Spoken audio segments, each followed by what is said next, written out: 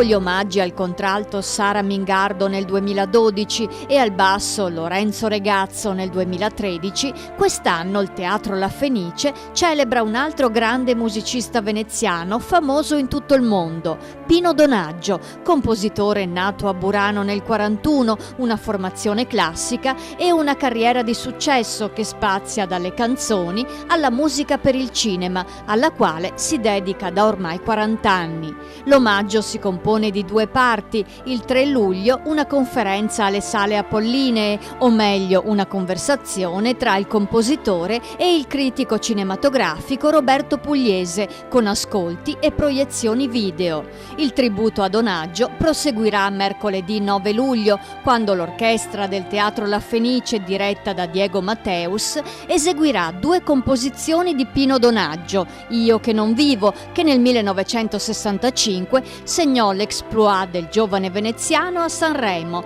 e la colonna sonora di Vestito per uccidere di Brian De Palma, più precisamente l'indimenticabile Scena di seduzione al museo.